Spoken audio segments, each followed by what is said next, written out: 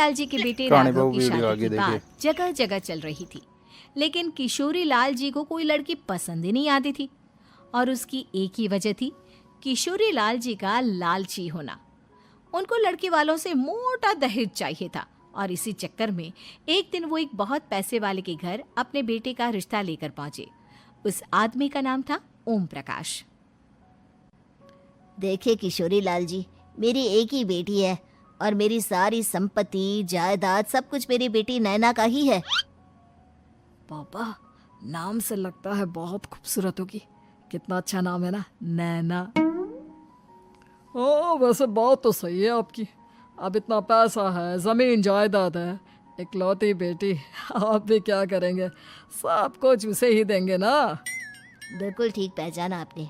बस बेटी की शादी और सारी जायदाद उसके नाम। पापा, बिना देखे हाँ कर दीजिए ना। इतना अच्छा रिश्ता फिर कहाँ मिलेगा?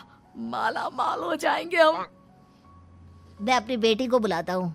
अरे नहीं नहीं नहीं नहीं, आपकी बेटी का नाम नैना है, सुनकर ही लगता है बहुत सुंदर होगी। रहने दीजिए अंकल, मैं तो आपकी बेटी के नाम से ही इतना खुश हो गया हूँ कि उसे बिना देखे शादी करने को तैयार हूँ। अब तो मैं उसका चेहरा सीधे शादी के बाद ही देखूंगा। और इस तरह राघव नैना का चेहरा नहीं देखता और उससे शादी कर लेता है। शादी के बाद अपनी की आंखें बंद थी। कितने खूबसूरत हो तुम नैना, जरा अपनी आंखें खोलकर मेरी तरफ देखो तो सही। नहीं, मुझे शर्म आती है।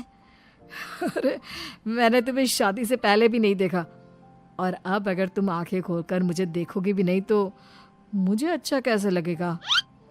इससे पहले कि नैना अपनी आंखें खोलकर राघव की तरफ देखती, अचानक से लाइट चली गई और राघव नैना को पूरी तरह से देख भी नहीं पाया।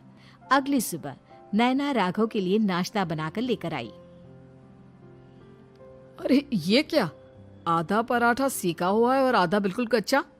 ये तुमने क्या किया नैना? बहू, तुमने क्या आधा पराठा तवे से नीचे लटका कर रखा था, जो आधा सेका है और आधा कच्चा? मुझे जितना दिखेगा उतना ही तो सीखूंगी ना पापा जी। जहाँ जहाँ मुझे नजर आ रहा था वहाँ मैंने सीख लिया, जहाँ जहाँ नहीं दिखा वहाँ कच्चा रह गया होगा। इसका क्या मतलब है?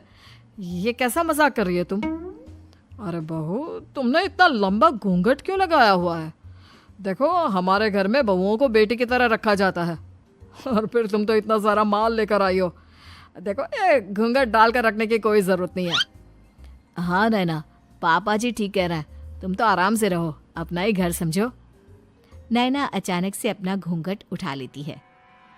अरे ये क्या पापा, नैना की तो एक आंख फूटी हुई है। नाम से नैना, लेकिन ये तो कानी बहू निकली। मेरे साथ धोखा हुआ है, धोखा। बिना दिखाए अपनी कहानी लड़की मेरे संग ब्याह दी। मुझे कहानी भी नहीं चाहिए। मुझे अभी ओम प्रकाश जी से बात करनी पड़ेगी। आखिर उन्होंने मेरे साथ ऐसा किया क्यों? अरे, आप लोगों ने ही तो पापा से कहा था कि आप लोग शादी से पहले मुझे देखना नहीं चाहते। अब मेरे पापा पर क्यों इल्जाम लगा रहे हैं? अरे लेकिन उन्हें बताना तो चाहिए था ना कि तुम कहानी हो, एक आंख से तुम्हें दिखाई नहीं देता। किशोरी लाल और राघव नाराज होकर ओम प्रकाश को अपने घर बुलाते हैं। पापा जी, ये आपने क्या किया? शादी से पहले बताया क्यों नहीं कि नैना की आंखों में परेशानी है? अरे, आप ही ने तो लड़की देखने से मना कर दिया था। और लेकिन आप बता तो सकते थे। आपको तो हमारी बेटी की प्रॉपर्टी चाहिए थी, वो भी पूरी की पूरी। अब क्या हुआ अगर उसे आधा दिखाई देता है? प्रॉपर्टी तो आपको पूरी मिल गई ना। और ये क्या बात हुई? मेरी शादी प्रॉपर्टी से नहीं, आपकी बेटी से हुई है। अब ये तो पहले सोचना चाहिए था, तब तो मेरी प्रॉपर्टी देखकर तुम्हारी जुबान लप लपा रही थी। लेकिन मैं कानी लड़की को अपनी बीवी बनाकर नहीं रख सकता। पापा, कुछ करिए ना आप। हाँ, करता हूँ। देखिए ओम प्रकाश जी, आप हमारे साथ ऐसा नहीं कर सकते। और तुम देखो, अगर तुमने मेरी बेटी से शादी तोड़ी ना, तो जो भी प्रॉपर्टी मैंने तुम्हें दी है वो तो पूरी की पूरी वापस ले ही लूंगा। और आधी प्रॉपर्टी तुम्हारी भी लूंगा। अरे मेरी आधी प्रॉपर्टी भला क्यों लेंगे आप? इसलिए क्योंकि मेरी बेटी को आधा नजर आता है और उसकी नजर अभी तक तुम्हारी आधी जायदाद पर ही पड़ी है। अब तुम उसे घर से निकालोगे तो कुछ तो लेकर जाएगी ना। और अगर हम आपकी बेटी को अपने घर की बहू बनाकर रखे तो? तो तुम्हारी पूरी प्रॉपर्टी तुम्हारी ही रहेगी और जो मैंने तुम्हें दिया है ना उसमें से बस मैं आधा लेकर जाऊंगा। अरे लेकिन अब आप अपनी दी हुई प्रॉपर्टी में से आधी वापस क्यों लेकर जाएंगे? अगर मैं आपकी बेटी को अपनी पत्नी बनाकर रखने को तैयार हूं तो? इसलिए ताकि भविष्य में अगर तुम मेरी बेटी को धोखा दो तो उसके पास कुछ तो रहे जो पति का हो। वैसे मेरे पास तो बहुत कुछ है, लेकिन अपने पति की कोई निशानी तो उसके पास होनी चाहिए ना। अब अगर तुमने मेरी बेटी को कहानी कहा तो तुम्हें प्रॉपर्टी भी कहानी ही मिलेगी, पूरी नहीं। जमाए राजा। किशोरी लाल और राघव समझ चुके थे कि वो बुरी तरह फंस चुके हैं और अब उनके पास वहां से निकलने का कोई चारा नहीं है। अब समझ में आया ना, लालच बुरी बला होती है। एक तो तुम्हें प्रॉपर्टी मिली, ऊपर से बीवी मिली, उसमें तुम्हें नखरे भी दिखाने हैं। आए बड़े, चुपचाप बैठो दोनों। कुछ दिनों के बाद नैना राघव की कार लेकर बाजार घूमने निकलती है और जब कार लेकर वापस आती है, ये क्या? एक तरफ से मेरी गाड़ी पूरी खराब हो चुकी है।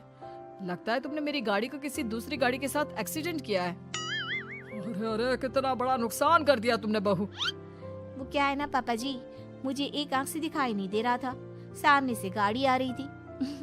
मुझे तो सिर्फ आधा ही दिखाई दिया और वो गाड़ी मेरी कार से रगड़ते हुए निकल गई। अब मैं क्या करूं बताओ? आप इसे ठीक कराने के पैसे कौन देगा? तुम्हारे पापा। तुमने मुझसे इस तरह से बात की? अभी रुको। नैना राघव की शिकायत ओम प्रकाश को कर देती है। देखो राघव, अब जो मेरी आधी प्रॉपर्टी तुम्हारे पास थी ना उसमें से आधी और मैं लेकर जाऊंगा, क्योंकि तुमने मेरी बेटी को डांटा। अरे नहीं नहीं पापा जी, गलती हो गई, माफ कर दो। गलती की तो कोई गुंजाइश ही नहीं। अगली बार मेरी बेटी को डांटा तो बची हुई आधी में से आधी और ले जाऊंगा। लालच के चक्कर में हम दोनों ने बहुत बड़ी गलती कर दी बेटा। एक तो तुम्हें कानी बहू मिली और ऊपर से जो माल मिला वो भी काना। इस तरह राघव की हर एक गलती पर ओम प्रकाश उसकी प्रॉपर्टी का आधा आधा हिस्सा लेकर अपना सारा माल वापस ले गया और राघव को कानी बीवी से काम चलाना पड़ा। भाई लालच वाकई में